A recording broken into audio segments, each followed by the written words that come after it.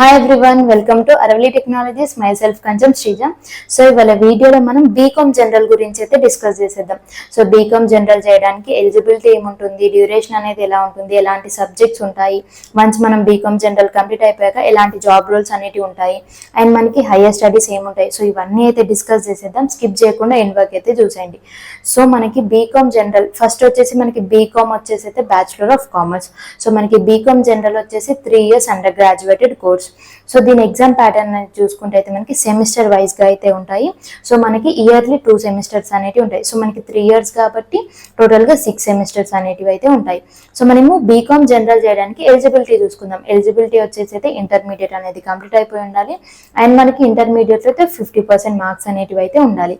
And అలాగే intermediate లో ఏ group తీసుకున్న వాళ్ళు బీకామ్ జనరల్ చేయొచ్చు అంటే ఎంపీసీ తీసుకున్నా, బైపీసీ తీసుకున్నా, లేదంటే కామర్స్ తీసుకున్నా కూడా బీకామ్ జనరల్ అనేది అయితే చేయొచ్చు.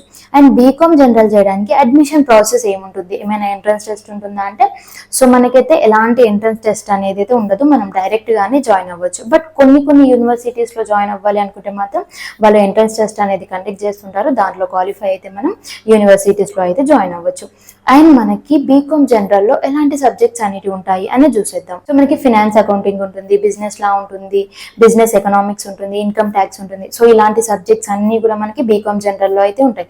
అలాగే మనకి బీకామ్ జనరల్ చేయడానికి ఫీ స్ట్రక్చర్ చూసుకుంటే అయితే సో మనకైతే మినిమం 10,000 నుండి మాక్సిమం 1 lakh వరకు అయితే ఫీ అనేది ఉంటుంది. బీకామ్ జనరల్ అనేది కంప్లీట్ చేశాక మనకి ఎంప్లాయ్మెంట్ ఏరియాస్ అనేటివి చూసుకుంటే అయితే బిజినెస్ కన్సల్టెన్సీస్ ఉంటాయి, ఎడ్యుకేషనల్ ఇన్స్టిట్యూషన్స్ ఉంటాయి, అండ్ మనకి ఏంటంటే పాలసీ ప్లానింగ్ అనేది ఉంటుంది, బ్యాంక్స్ ఉంటుంది, పబ్లిక్ అకౌంటింగ్ ఉంది. సో ఇలాంటి ఎంప్లాయ్మెంట్ ఏరియా అయితే ఉంటుంది.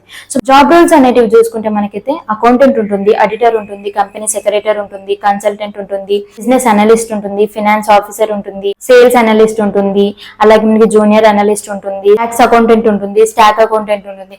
సో ఇవన్నీ కూడా మనకి ప్రైవేట్ జాబ్స్. మనకి గవర్నమెంట్ జాబ్స్ చూసుకుంటే అయితే బ్యాంక్ జాబ్స్ ఉంటాయి, అలాగే యూపీఎస్సీ ఉంటుంది, గ్రూప్స్ ఉంటుంది, అలాగే ఆర్ఆర్బి ఉంటుంది, ఆర్బీఐ గ్రేడ్ బి ఆఫీసర్ ఉంటుంది, ఎస్ఎస్సి సిజిఎల్ ఉంటుంది, మనకి ఎల్ఐసి ఏఏఓ ఉంటుంది, అలాగే పిఎస్సి సిడిఎస్ ఉంటుంది. సో ఇవన్నీ కూడా మనకి ఏంటంటే గవర్నమెంట్ జాబ్స్. వన్స్ మనము బీకామ్ జనరల్ అనేది కంప్లీట్ అయిపోయాక హైయర్ స్టడీస్ చూసుకుంటే మనం పీజీ చేయొచ్చు, ఎంబీఏ చేయొచ్చు, ఎంకామ్ చేయొచ్చు.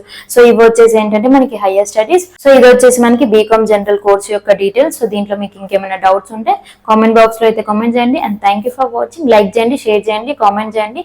సో ఈ వీడియో మీకు ఇన్ఫర్మేటివ్ అనిపిస్తే మీ ఫ్రెండ్స్ కి కూడా షేర్ చేయండి and subscribe to my channel.